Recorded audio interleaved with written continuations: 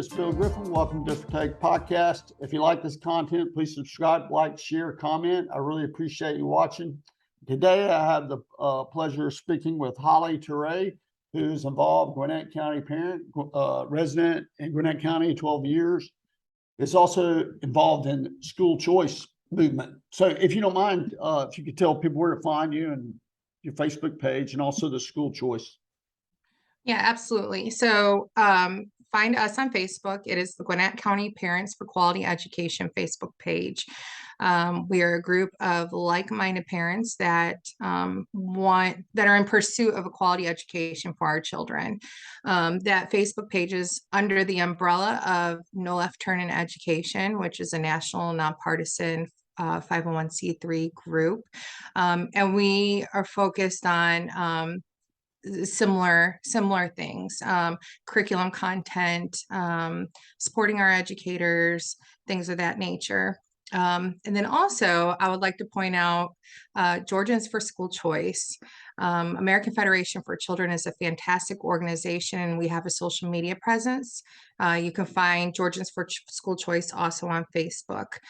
There we focus on school choice legislation and is hyper-specific to the county that you live in. So you can find that on Facebook as well. So kind of in a different areas on social media, but where most of this conversation that we're going to talk about today, that can be found on Gwinnett County Parents for Quality Education Facebook page.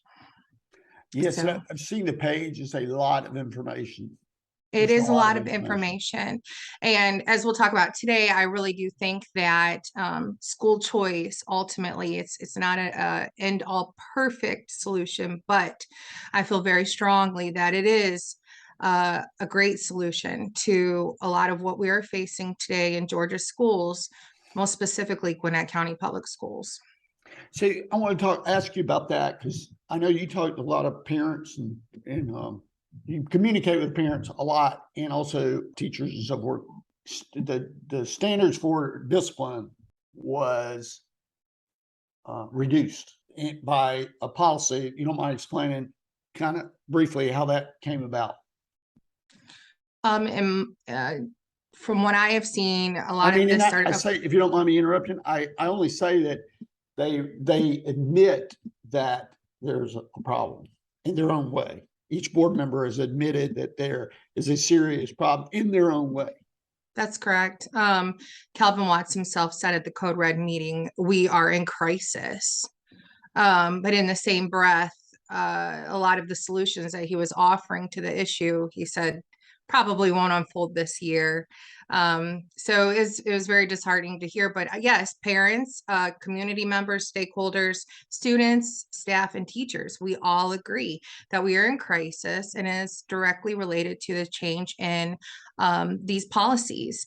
And ultimately, these policies are rooted in restorative justice practices.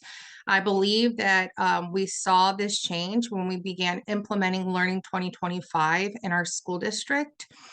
Just a quick little snapshot, Learning 2025 mimics the CDC whole child model and is implemented in over 120 districts across the country. Currently, it's in Gwinnett County, Clayton County, and Chatham-Savannah County. And one of their pillars for this holistic reapproach to education is restorative justice practices. And so while we're seeing new curriculum unfolding, that's very questionable, a new standard on hiring and firing, that's very questionable. And of course, these restorative justice practices that we're seeing, they're all under the umbrella of this Learning 2025 initiative that's been brought in by Dr. Calvin Watts, our superintendent. And through those restorative justice practices, we have eliminated a lot of previous standards to discipline. They claim that the previous standards are still in place. They have just added this additional element. But however you want whatever fluffy language you want to use, or however you want to paint this picture. As you said, we all agree this is not working. Now that our board passes the blame, they pass the blame on to teachers, they pass the blame on the rollout, they pass the blame on effectively educating how we're going to roll this out and implement it in the classroom. But at the end of the day, in a district our size, there's just no data to support that policies like this are going to have a positive and effective outcome in our school districts. Quite the opposite. I am not completely against restorative justice practices. We do know, and there's data to support that within certain placements, they can be quite effective, like the Give Center here in Gwinnett County. The Give Center is an area, a part of our school district where students can go and they can receive that more one-on-one intentional care to get to the root of the issue, to get to the root of the behaviors. These teachers are highly trained, highly qualified. They do this day in and day out with huge success rates. And in an environment like that, we can all agree that restorative justice practices do work. But when we're talking about, let's say, my son's middle school, with thousands upon thousands of students, 30 plus kids in one classroom, children moving classrooms between teachers, it's just nearly impossible to really give that one student the restorative needs while it not seeping out and affecting the rest of the class, the rest of the students, the rest of the day-to-day activities. And so they're trying to paint this picture that we can have both, but in the name of equity. But ultimately, in the name of equity, to implement this in our schools, it really does, and we have evidence of, put other students at risk, put other teachers at risk, and these incidents keep occurring, and they're going to keep occurring. And I brought up the Give Center specifically because that is a fantastic resource that Gwinnett County has. And it's being labeled as I don't even, as a negative, but it is a place that does restore these students, and with the ultimate goal of getting them back into the mainstream classroom, and it's highly, highly successful. So why we are wanting to change something with such proven data is beyond me. But again, it is rooted in Learning 2025. It is rooted in this reapproach to learning and education. All roads do go back to that initiative that Calvin Watts has implemented. The standards of conduct have been reduced. Do you get the impressions they've been reduced drastically, or was the standards not really all that great to start with? Because it's hard for me to understand how teachers and principals are just gonna suddenly put up with this massive amount of chaos in a short amount of time. Does that make sense? Well, we know that they're not going to put up with it. I mean, they are leaving, they're fleeing. During a conversation with District 2 Board Representative Steve Knudsen, he said, well, if we start having principals leaving, then we have a problem. That was about 1.5 years ago. And sure enough, as you can see within our group, every day there are teachers, staff, principals, admin that are leaving, and directly related to these policies. So if you could just repeat the first part of your question, though. Well, what I'm really getting at is, so I've never heard of a parent, and in the media, I've never met one personally that said, my school is, I'm talking about the parents' perspective. I'm not talking about activist group. Where they said, my school, their standard of appropriate behavior is way too high. Yeah, I haven't either. I have not either. And the point I mean by that is, it seems that the standards have always been reduced, but they weren't the assumption was that from a lot of people that they were in a good place to start with, and I have a hard time understanding how they could have been in such a great place to begin with. Yeah, I The don't understand the either. baseline couldn't have been all that great. But I mean, when I went to school, you didn't talk back to a teacher. There was no, I don't recall one time that a teacher saw, well, we didn't really have much fighting or that sort of thing.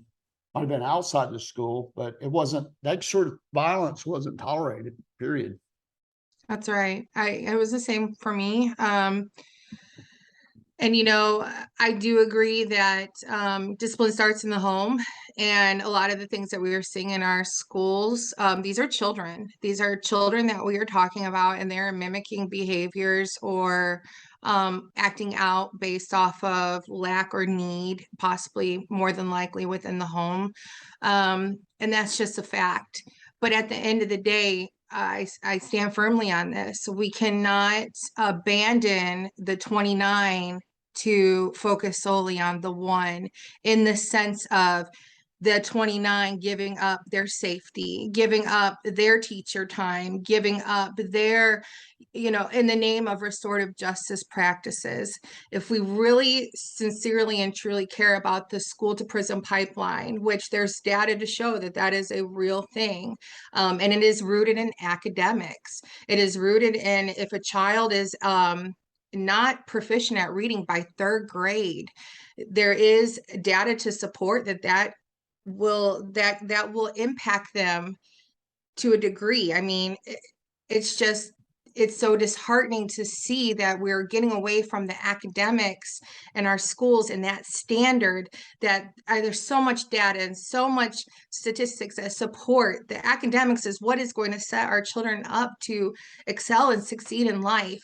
Instead, we are making excuses and creating environments that condone and almost set up, encourage this type of criminal behavior. If these students behave the way that they did within the school building, outside of the schools or as an adult, they would be facing criminal charges. They would possibly be in prison. They would possibly be facing these things. So why are we continuing to enable the behavior instead of modeling like they do at the Gibb Center that, hey, this is, this behavior leads to one road only. And so I think that, children need discipline, and then they need direction.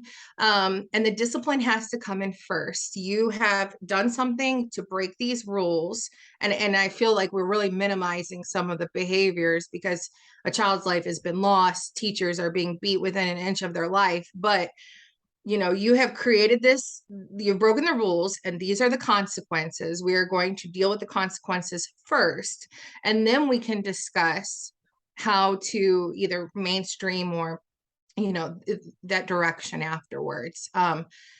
So, it's really, really unbelievable to see what has changed and transpired in our district in such a short amount of time. I mean, just the change in this policy has really opened my eyes to just how much we actually need swift correction, swift discipline, and to intercept these behaviors, and then make it known that they are not tolerated.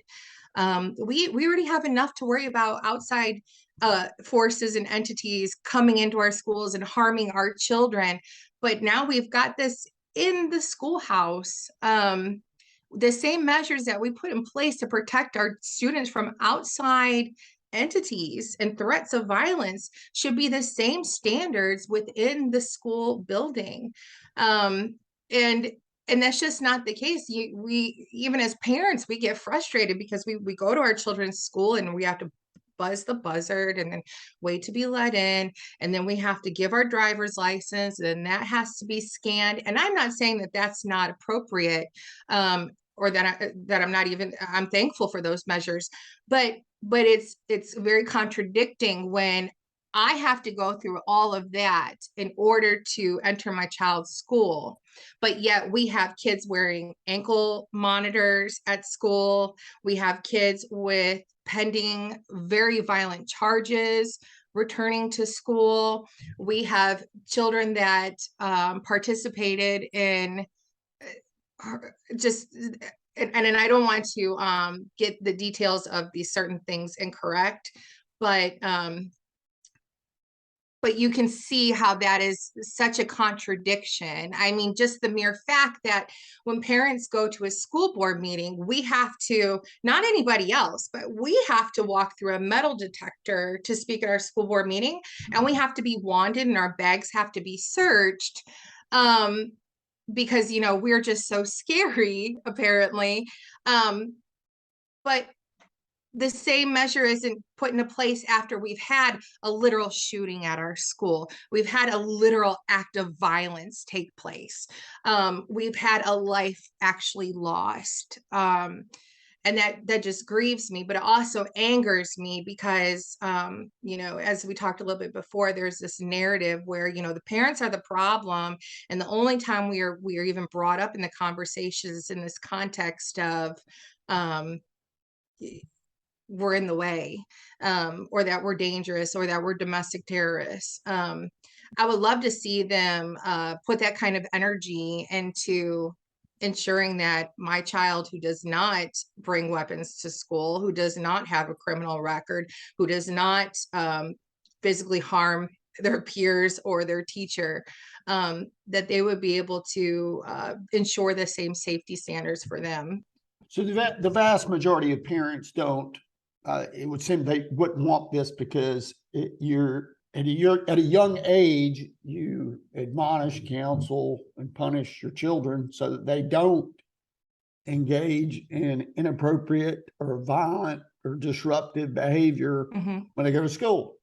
So at an early, these students that are doing all these things today, they didn't just start this year.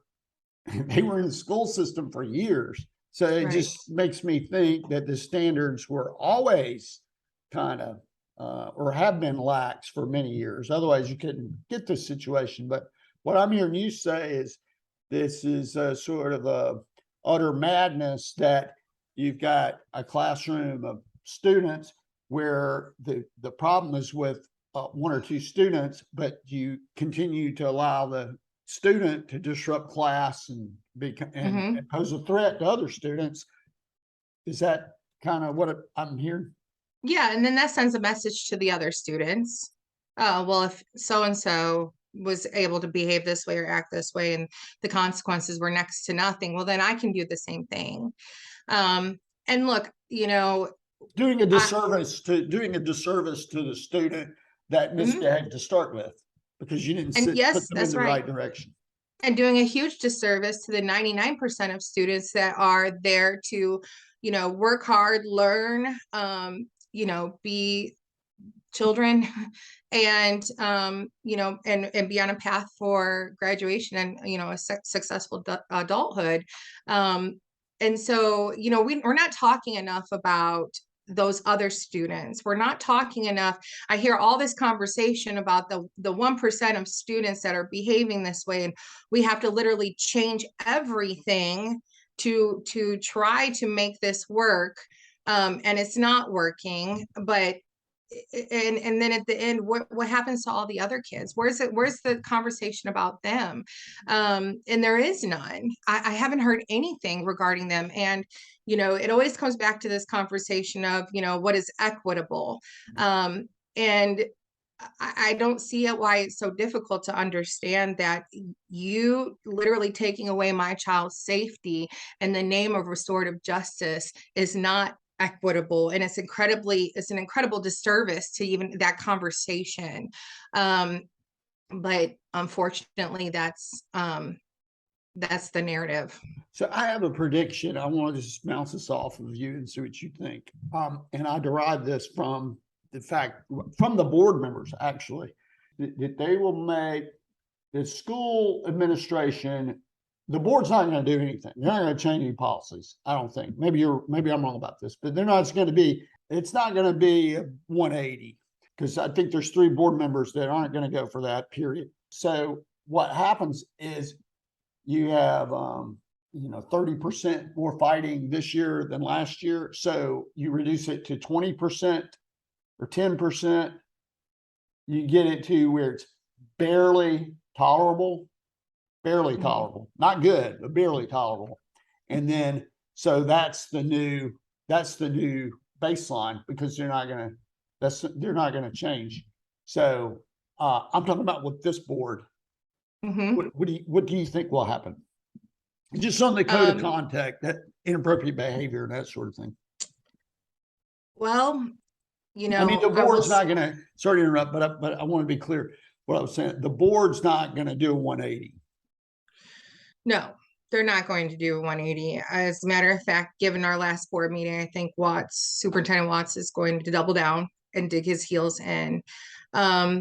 Because on the surface, we just see, these news clips and, read these articles and see these posts, but there's something much deeper that is motivating these policies. And that's really get into the meat of things and maybe a conversation for another day. But our superintendent is beholden to certain things that he has signed our district up for, and we have paid a lot of money for.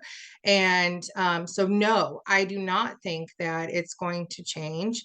I was, however, very, very hopeful. I should say I felt some hope at the last board meeting when Mary Kay Murphy rescinded her vote on the discipline policy, and that she admitted that it is a flawed policy and that that something does need to change. And I also appreciated Steve Knutson bringing up and questioning the data that Calvin Watts has released. It's very limited, but if and the data is questionable, and we have some parents in the group that have done an exceptional job through FOIA requests to prove that the data has been fudged in an effort to support these policies. But anybody that turns on the news or just counts the articles of different accounts, that alone does not match with the data that the superintendent is giving us. So they think we're stupid, and that's unfortunate. But yes, I don't think that this policy is going to change anytime soon. I do think that Gwinnett is not an exception. We are seeing this across the nation. I do think and again, this is getting a little more into the meat of it, but COVID really was an opportunity to manipulate the situation of COVID in an effort to implement these policies, because every conversation just always diverts back to COVID, and we're being gaslit. It's gaslighting essentially. And I'm just tired of hearing it. A mother lost her child, and that for me was that was a tipping point. I actually, the week prior, there was a shooting at Shiloh High School, and I went and messaged all of our lawmakers, and I said, look, somebody is going to die. We need outside intervention. And begged and pleaded. Bonnie Rich, who has been with us supporting these efforts since back when we were fighting the mask mandates, she was quick to release a statement. Very thankful for that. But it was like just the week before the election. So, and then unfortunately, days following that plea, a child did lose their life.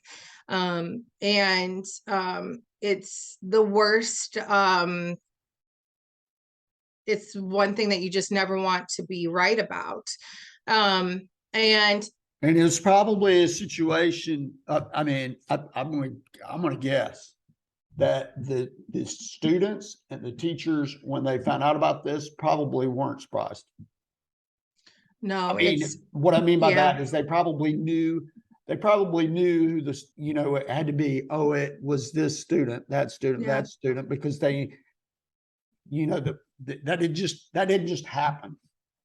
Yeah, and we have a there's a news clip of news anchor asking students, I don't know which high school in particular, but referring to the violence taking place, and just very casually, calmly, they stated like, oh, we know that nearly everyone has some weapon on them.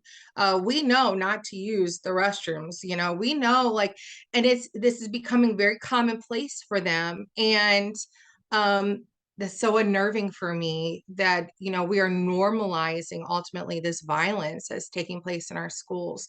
And you know, it's so upsetting to hear kids talk about this in such a casual tone. And then you also have students that parents have shared that their students have said that they're terrified to use the restrooms. You know, there's different like areas in the schools where they know to avoid and not go to. I mean, if the students can map out within their school where they are not safe and where there is a high occurrence for these violent acts to take place, if we're going to bring kids to the table, let's say like we're seeing in a different intention, if we are going to bring kids to the table, why aren't we listening to that? Why aren't we saying these students are saying they're unsafe in the restroom? We need to implement measures, you know, immediately. These kids are saying they're not safe in the common areas. We need to implement these measures immediately. But unfortunately, that hasn't been the conversation. I have another prediction, and I want to see if you think this makes sense. At, you know, 3-4 years from now, or whenever how long, maybe, I don't know how long it'll take people to come around to how terrible situation this is, but because as long as it doesn't happen to their kid, a lot of parents are not, I mean, their head might be in the sand. Mm-hmm. So, I mean, that's just reality. Good parents, but they just don't understand the danger. Yeah. But the proportionality won't change. In fact, if you have biases towards a certain group, that could even be worse, not better. So the end game, there is no end game. So this seems to be the shame to me, that you're doing this in the name of proportionality or equity, but you can never get there. You actually maybe even discriminate more against, it might be more discriminatory. Yeah. But unlikely, because it sounds like the conduct, I know I'm repeating myself, but clearly the conduct has been, the standards for conduct have been lessened. And it was done, you had to be a complete idiot not to know that wasn't going to happen. So you're taking the standpoint that everything's hunky-dory and it's going to get better. So, right. That you're making an assumption that the board members, in my opinion, are making an assumption, and all of them voted for this thing, right? Unfortunately, they did all vote unanimously. Yeah. So you're not looking at it from the standpoint, well, maybe our standards weren't all that great to start with, the conduct. So you're looking at each other, oh my God, what happened? I don't see them changing. So well, I don't either. And you know, you also have to look at it a little more broadly, as well as, you know, we have to, in a way, allow this to unfold so that way we can offer the solution. So we have to have the behaviors and the violence and all of this in order to bring in all of these vendors and companies and organizations in the name of social and emotional learning to then create a solution. And a lot people have not made that connection yet. So whenever we hear about violence in our schools, we're immediately told about social and emotional learning, and how this is going to be like the savior of what's happening in our schools. And I'll tell you what, when I was growing up, like you had said, we didn't have this kind of violence in our schools, and we also didn't need to take X amount of time from the school day to learn how to be a good human being. That just, you kind of learn how to be a good human being when you're corrected, when you're not being a good human being. I mean, that is just human nature. When you read about this social emotional learning, you do any research on it, there's very little talk of the parents. As I think most parents don't want their child spending this much time talking about their feelings. Because most people are, and maybe I'm wrong about this, but it seems that people are super emotional. They make emotional decisions all the time instead of logical decisions. And people, I mean, always will do this, but you're doing a disservice when you're not. If you're talking more about reason and logic than emotions, because emotions are natural. So anyway, that's fine. And your emotions will lie to you, and your feelings are fleeting. And we're also talking about children and the developing minds of children. And I had said way back when the critical race theory conversation was very prevalent, that it was social emotional learning that was the Trojan horse for our schools.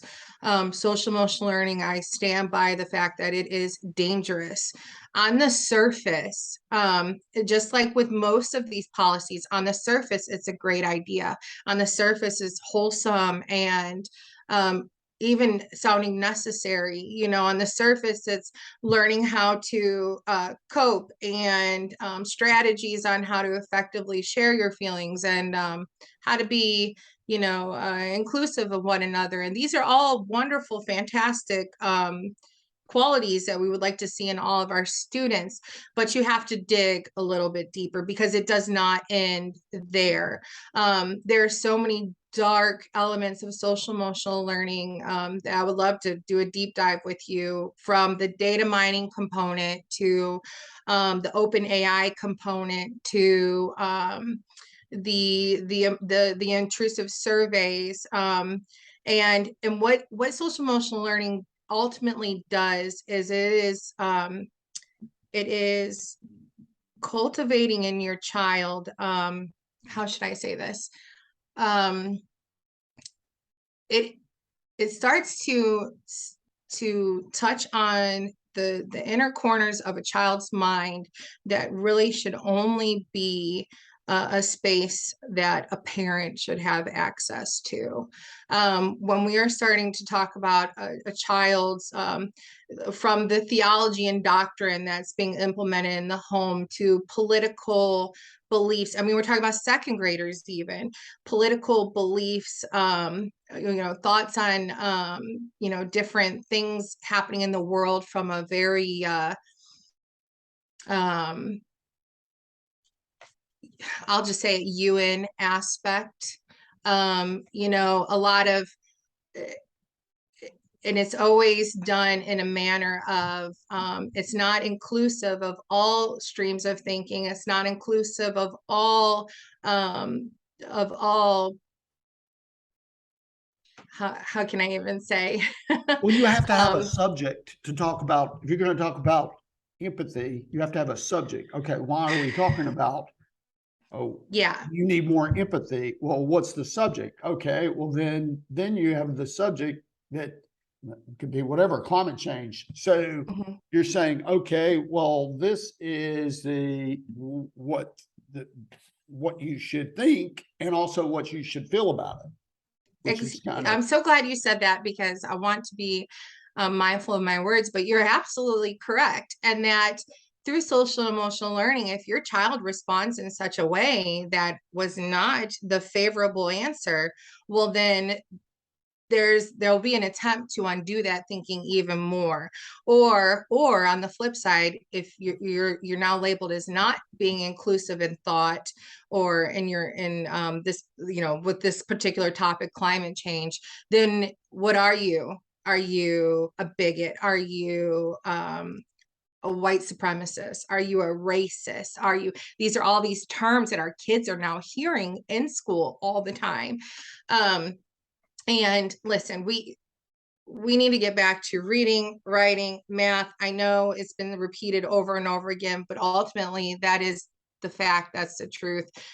Those conversations are reserved for a parent, for a family, within a place of worship, with a trusted individual, not in a group think open setting, where children just want to be included and liked and favored by their teacher.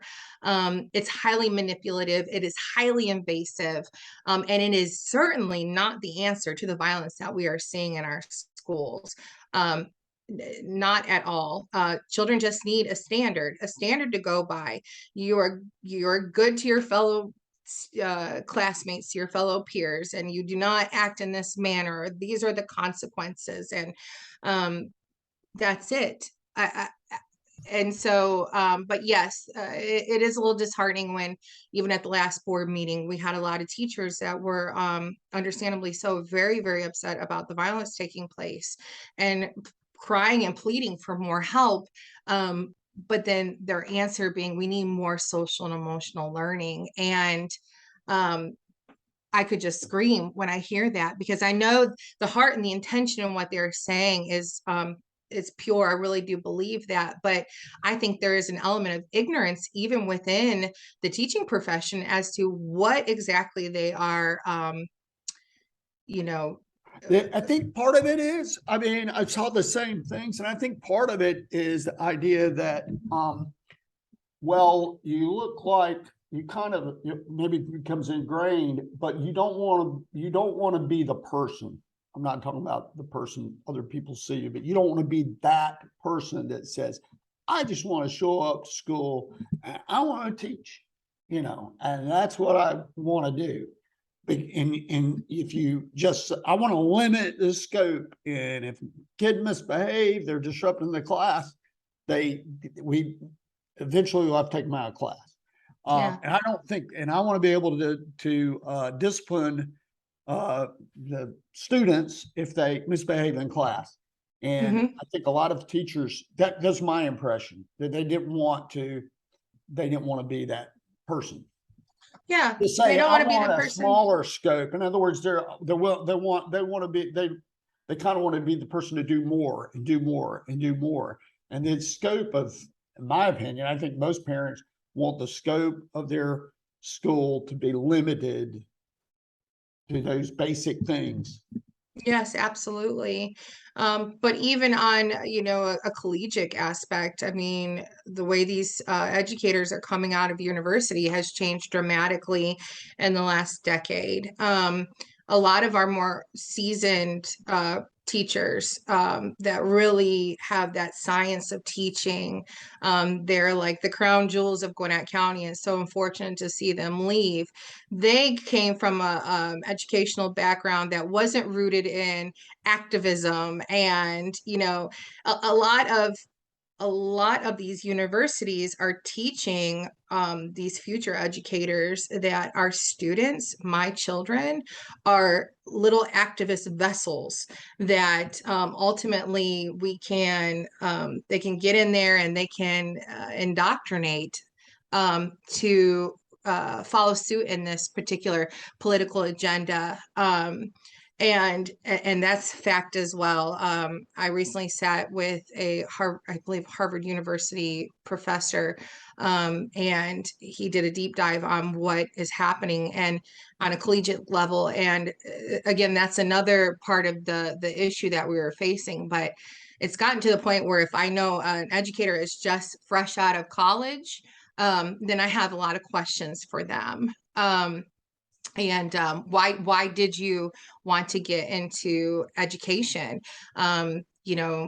Was it to further a personal agenda and a political ideology? Or was it because you have a gift and a skill in mathematics and you want to use that gifting to instill the love of mathematics in my child? It's two completely different things. Right. That's right. Yeah. Well, I could talk about this for hours, and maybe some other time we could go into the social emotional learning. Yeah, absolutely. I think it's important people to know about it. And when you go online and if you put in social emotional learning on YouTube, if you do search, you're not going to see. It's going to take you a long time to find anything negative, if you find anything negative at all. So I want to ask you about the school choice. So what do you think the odds are the state legislature does something? And if you had advocates for school choice in the county, I'm asking two different questions. Let me just start with the state. What do you think the state legislature might look at doing? Well, let me just first say, so I don't want to assume everyone understands what we mean by school choice. Most specifically, what I advocate for is funding following the student. We would like to see our state tax dollars follow the student to the educational setting that is most conducive to their learning needs based on the choice of a parent. And so what that would look like, and we're seeing this unfold in other states across the country, that basically you would get X amount of dollars, and then you would be able to apply X amount of dollars to a homeschool program, hybrid program, private school, parochial school, charter school, and even possibly crossing county lines and paying the fee that they would charge for out-of-county residents to attend. School is not a one-size-fits-all model. And even if you are in the best district that is not experiencing what we're experiencing in Gwinnett County, any teacher, any school board member would be lying to you if they truly believe that they can meet the needs, every need of every single child, every single year. That's just not realistic. I have 4 children and 2 are special needs. And so I've seen how different education looks for each of my kids. And that's because they're different and they are unique individuals that all learn differently. So that's ultimately what we want to see. And now when we are looking at what is unfolding from the woke agenda, the curriculum, the violence, the implementation of the whole child model, these invasive surveys and studies and whatnot, it's really, really ramping up here in Georgia, the need and the necessity for funding to follow the child. The schoolhouse is on fire. American public education is on fire. We need to have an immediate avenue to access, to be able to remove our students from that fire and then deal with the fire, if you will. And school choice would offer that. It would be accessible for all students. Here in Georgia, we do have forms of school choice. We have, our tax credit scholarships like the Georgia Gold Scholarship, and we have some other privately funded scholarships, and they are fantastic. And those do provide educational opportunities for Georgia students. But the problem is they have a cap. They have a limit. Sometimes they're contingent solely on how much funds they gather that year. So it's really not something that is accessible to all children. Funding follow the student would mean all kids, no matter the reason, no matter the why, but it's your tax dollars following your child. And so we did have a bill in the House last session that I'm hoping to see be replicated in this session. It was led by, at the time, Representative Wes Cantrell, who term limited himself, very respectable thing for him to do, but he was a true champion of the movement. And we have a lot of other legislators, both that are there and coming in, that are supportive of this. School choice really is, they try to make it a partisan issue, the media and whatnot, but It's not. The one unifying thing for all parents, I truly believe, is we all want a quality education for each of our children. Yeah, I mean, and a lot of parents do look at it as my child, but maybe Mhm. not all. But anyway, My child and my taxes. My taxes. right. If this school district is not meeting the educational needs of my child, why should I could pull them out and then somehow maybe if I can afford it, pay for a private school, but ultimately my tax dollars are still going to a school that did not meet their needs. Right. And it's not always a knock on the school system. You just because you're a pro school choice does not mean you're anti-public school, but that's the narrative that the NEA would push, and even your own school board members and some elected officials. And that couldn't be further from the truth. We want success for all children, and that's going to look differently. But I think we need to rethink educational access here in Georgia. And how we can do that is through an ESA. It's very much how what I just described will be implemented. And that is what was in the House last session. ESA stands for Educational Savings Account. It's very similar to an HSA account you would get with your health care provider. And basically you would have X amount of dollars that would be allotted within that account. And then you could spend it in the same way. If you have your HSA card, you go to CVS, you buy a bottle of Tylenol and a candy bar. When you scan the HSA card, it's going to pick up the aspirin, but it's not going to pick up the candy bar. So it'd be in the same vein. So basically working with the state DOE and our lawmakers, we would provide essentially like a vendor list. And this would include schools that are participating in the ESA program. It would include technology, curriculum. That bill was a fantastic bill. I mean, the funds could go towards even therapy services for your special needs child, transportation. So to answer your question, I have hope, and that is what I would like to see as a parent, is for a new ESA bill to drop. What prevented this the legislation going through the last session? Whew. Politics. It got, that's a whole other story. Here in Georgia, I think the thing that complicates this issue for us and why it gets kind of political is that, and this is what we are told is the problem, which doesn't make sense because when we look at other states, but whatever. Here in Georgia, we have middle and South Georgia is very, very rural areas. And within those areas of the state, our school districts really are the main source of jobs. Everybody works for the school system.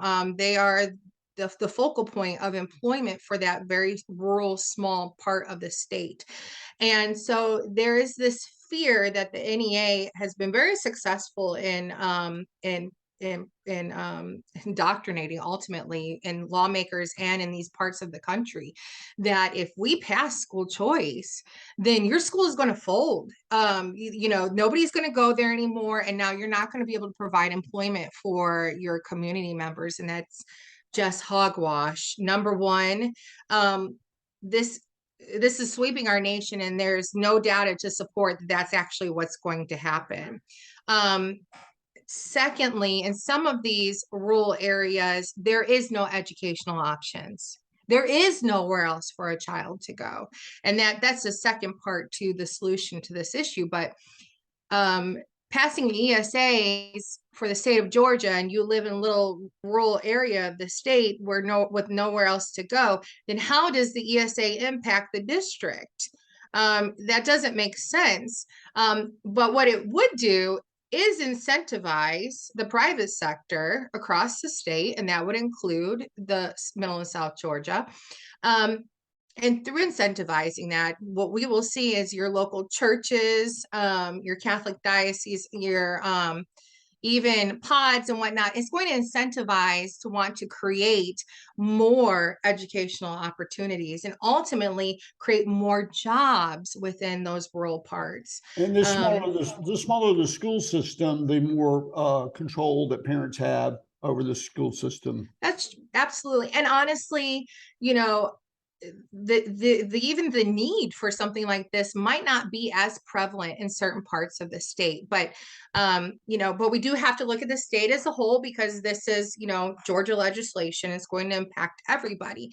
So me personally, when I go around the state educating and advocating on this issue, we really do have to look at the demographics and and the need within that particular pocket of the state, because it looks very, very different from place to place. But even within that, I feel strongly, as many others do, that school choice and passing legislation like this would only strengthen communities, would only strengthen economy, would only strengthen educational opportunity. It would not be a hindrance or a disservice. So, but unfortunately, what winds up happening is that in these rural parts of the state, the superintendent will call their lawmaker, the representative, and say, hey, and it becomes a lot of backdoor type things. And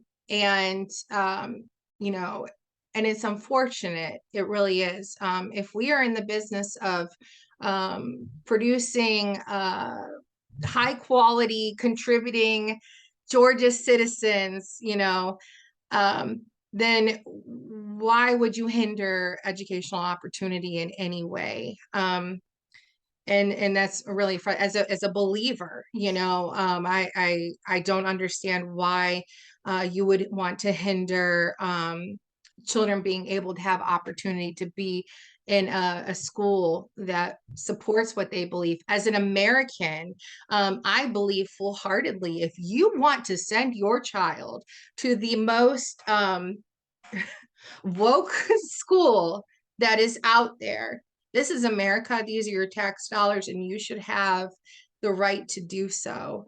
And I stand by that, because and again, maybe this ship has sailed, but I stand firmly on parental rights, and I don't want to infringe on someone else's rights, just like I don't want them to infringe on mine. Right. If this is what I say my child needs, and this is what I want for them, then the conversation ends there. And the same goes for another parent. But unfortunately, it's become very politicized. The NEA, this is their Achilles heel. School choice, and we're not a unionized state, but they do have influence here in Georgia. They do have influence with lawmakers, because they've got the big bucks. But hey, at the end of the day, the data doesn't lie. We are ranked 37, state of Georgia, and the entire nation with education. This dismal. Question number 2 on the GOP ballot in the primary election. And we would love to see this same question on the Democrat ballot, but I don't know if it'll happen. But nearly 80% of GOP voters in the primary said they wanted funding to follow the student. So when we look at our Republican lawmakers, what more evidence do you need? They took it to the polls. I wanted to ask you just 2 or 3 other questions. What, maybe you can't answer this, what do you put the odds of this actually going through this time around? Or could you? I think the odds are know enough to make that guess. I think the odds are greater than ever. I think what happened last session was kind of like we let the cat out of the bag type thing.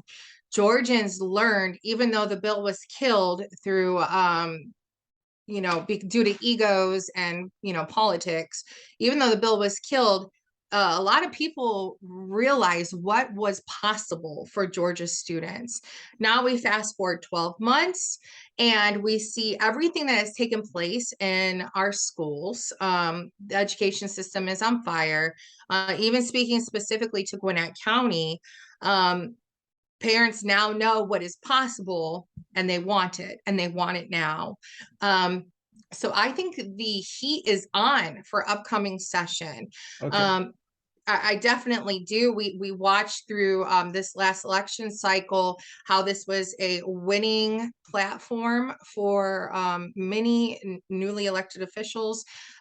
We see what is taking place in states like Arizona and Florida and across the Midwest. And so, the wool can't be pulled over Georgians' eyes anymore. Like, this is the best that we've got. That's no longer the case. So what I'm anticipating and advocating for is for Georgians to hold their lawmakers' feet to the fire.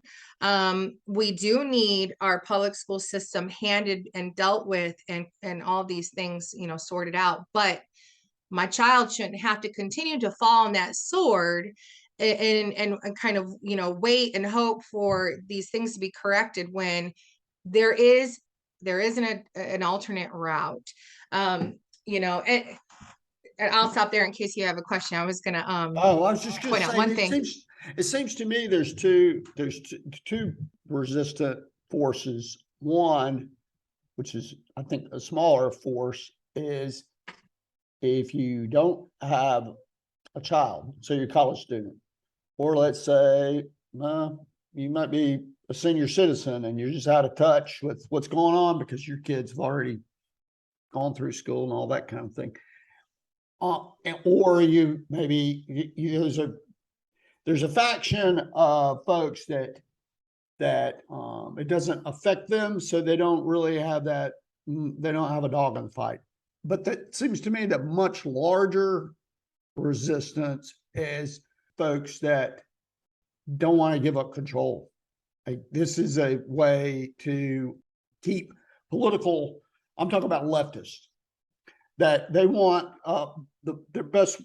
They think the best way, they may not even think about this consciously, some of them, but the best way to maintain control is keep students in government schools, because government schools, for better or worse, you are taught what the government wants to teach you. So I think, do you agree with that? I absolutely agree with you with that. And I'm a conservative, as I'm sure that's obvious, but and I tell others, oh, my child doesn't go to Actually, school I don't think it anymore. was that obvious, but anyway, that's just me. Oh, well, yes, but I tell them, I say, well, look, even though your child is no longer in the school system, your tax dollars are still paying for this. And the way that a school district goes is the way that the community is going to go. And you're absolutely right. They do not want to give up control. And because let's look at it this way. Gwinnett County Public Schools has 180,000 plus students. I believe the stat is 1 out of every 10 Georgia voter graduated from Gwinnett County Public Schools. And Gwinnett County is also the springboard for the rest of the state. It used to be Fulton, it used to be Cobb, but all eyes are on Gwinnett. So, so it does matter. And that's why there's such a fight for that power, because they're pumping out thousands and thousands of voters every graduation cycle. And these policies and even the way that the curriculum is now going is producing only one frame of thought, only one type of voter, only one, we even see it at our school board meetings, where these students will come and speak at the board meetings and just repeat the same things over and over and over again, like little militant activists. And is that typical in other places where students speak at school board meetings? I do think that we are starting to see some of that, but it's clearly obvious what's happening. I can't imagine it when I was a teenager speaking at a school board meeting. But unfortunately, they're being that would have been for my parent to do, or they are being taught, though, that they have equal say. And I do think that student input is important when we're talking about a lot of these things, but not the final authority, and certainly not an equal say to what parents have to say. so that has been very mind-boggling to me. You know, a lot of these boards that they're putting together and a lot of conversation that they're having, they want to bring minor children to the table. And it is teaching our children that They that don't they care about have the a violence. role. The Yeah. control means much more, the control is much more important than the violence. Yes, I would. Yeah. Yeah. And I mean, so, and I'm not saying I like violence or encourage it, but at the end of the day, if you know, one over the other, you're not giving up control. well, and just do a quick FOIA on your school district, ask for a vendor list, and you will see how violence in schools generates a lot of money for a lot of organizations. And it's unfortunate, but that is the way it is. You know, when they create the problem, then they want to come with the solution. We see that in all arms of the government, and is, That's you know, true. especially in the last couple of years. Um, but yeah, I mean, you know, ultimately, when it comes to the issue of school choice, these are our tax dollars, and us as parents should have the final say. And we shouldn't feel that we are stuck within a school system, and have to subject ourselves and our children to these policies and to this violence. And they know that we are stuck. They know that at this point in time, those who could leave Gwinnett County have. Those that could move did. Those that could, we have, you know, a lot of families that are hanging on by a thread. Their kids got a couple of years left. But for those of us that have younger children in the system and could, they're gone. They have left. And that very well could be a part, very pleasing to some of our board members, I am sure. But for the rest of us, the majority of us, we are there because we have to be. And that is a very distressing place to be in as a parent. I do think that a lot of these highly these high running emotions that we're seeing with a lot of our parents, and we watch these videos of parents across the country, and they're upset, they're emotional, they're begging, they're pleading with their school boards, and I think a lot of that is rooted in such desperation, and a lot of that desperation is rooted in not having options and not having educational freedom and choice. And I think also, if we were to pass something like an ESA here in Georgia, we would see a lot of that desperation alleviate. We would see, you know, one of the things I was going to mention though is, you know, one of the lies that the NEA keeps pushing though is that passing school choice actually will take funding away from our school districts. And that couldn't be further from the truth. Just to give you a very brief explanation, school districts get funding from 3 different pots. You got your federal, state, and local. And we cannot touch with these bills the federal, and we can't touch the local, and without getting into it, so we just have our state dollars. So if we pass something like educational savings account, and I get, let's say, $6,000 for my state taxes to apply towards somewhere else, that $6,000 is taken from the school and it goes with my child. However, the federal bucket and the local bucket will continue to stay within that school district. It's just simple math.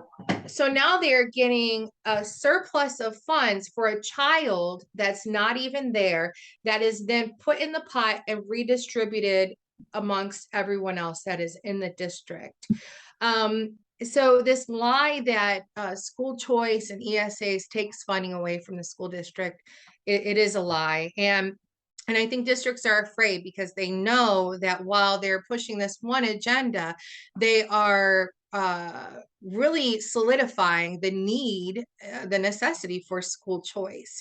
2 board meetings ago, Steve Knudsen had even said something along the lines of, you know, there's parents here that they come here because they could afford to go elsewhere, but they come here, and I'm paraphrasing, because we're such a great school system, we're such a great district.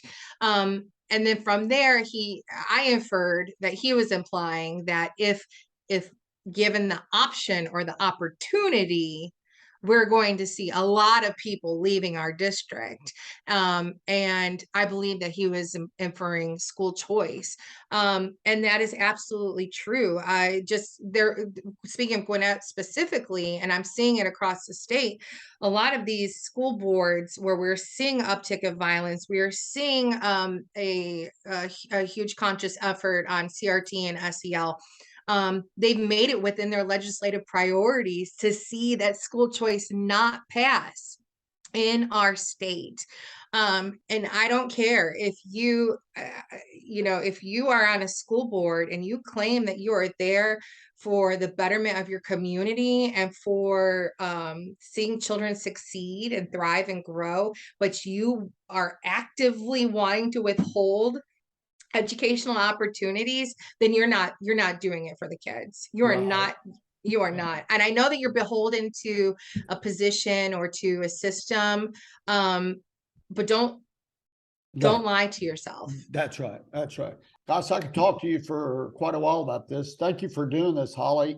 I was thinking I'd love to talk to you about this again later sometime, but I was thinking, if a parent has a choice between school A that has really high code of conduct for the student's behavior, and you had student B, school B across the street that, had all this violence and disruption, but school A might be more proportionate. I don't think there's any parent, I don't care what group you belong in, I don't think there's any parent that wouldn't send their kid to school A. That's right. That's why people will lie and use different addresses. That's why, and we literally send these desperate parents to jail. And it's just like, oh my gosh, education, a quality education should not be limited to a zip code, specifically a zip code, but whether it's financial need or a neighborhood or, educational freedom should be just that, having the freedom to send your child to wherever is best for them. And when a district will say to me, or district leader will say, well, if we pass school choice, everyone will leave. And then to me, I kind of chuckle and I say, think about what you just said. Right. If you are worried everyone will leave, then you got a bigger problem than school choice. The other thing that I've noticed is the school board, the five Gwinnett County School Board members, they're not going to be rotated out if they are rotated out for a few years. But people need to wake up because they're not. This isn't going to change.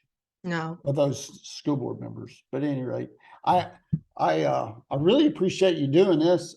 And I've been speaking with Holly Terei. I should say that. We've been talking for quite a while. Tell us again, where can people find you and about your organization real quickly?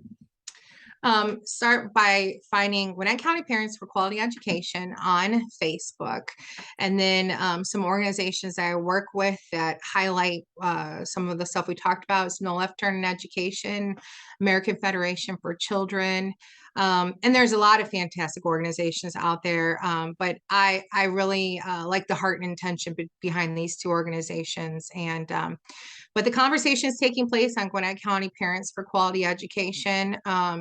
This is not a one-man show. We have so many parents that have really devoted significant amount of time to saving our schools and saving our district and our community and making sure that children have everything that they need to succeed and to do so in a safe environment. And so I'm really proud to see, what has taken place very organically.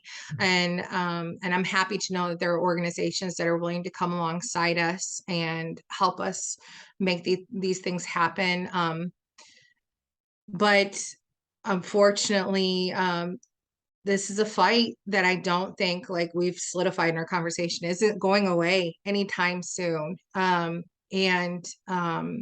I think we need to be realistic with that. Yeah, the entire board, in my opinion, needs to be rotated out because they voted for this They voted for more violence.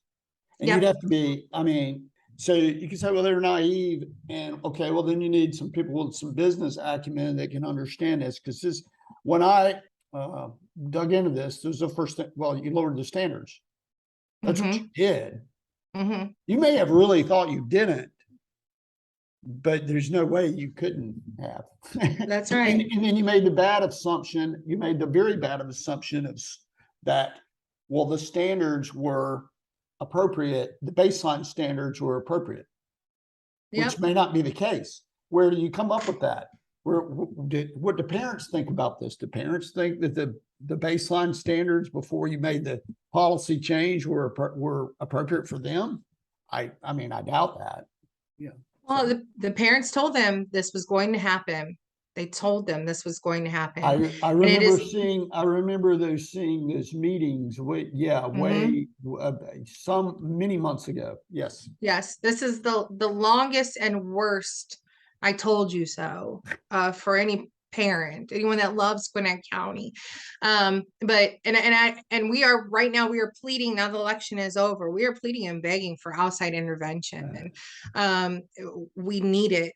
We need to get the state DOE involved. We need our local legislators to get involved. And those conversations are starting to happen, both, you see, publicly and behind closed doors, which is fantastic. But again, what has been done is not going to be undone overnight. I don't foresee this being corrected overnight, and our students can't continue to be trapped while we figure out this mess. We've got to give parents and students educational freedom in Georgia, but at the same time, the way a district goes is the way the community goes, and we've got to get our elected officials in our system intervening. We've got to get the state DOE and even Governor Kemp to come intervene. And we like local control. As a conservative, I want it as little big government as absolutely possible. But when we are talking about children's safety and lives being lost, and we have a huge problem on our hands, and we need intervention. Well, Holly, thank you so much for doing this. It's been very informative, and you've been watching Different Take podcasts with Bill Griffin. If you like this content, please subscribe, like, share, comment, and I hope you can come back and do this again sometime. Absolutely. Thank you so much, Bill. Thanks for watching.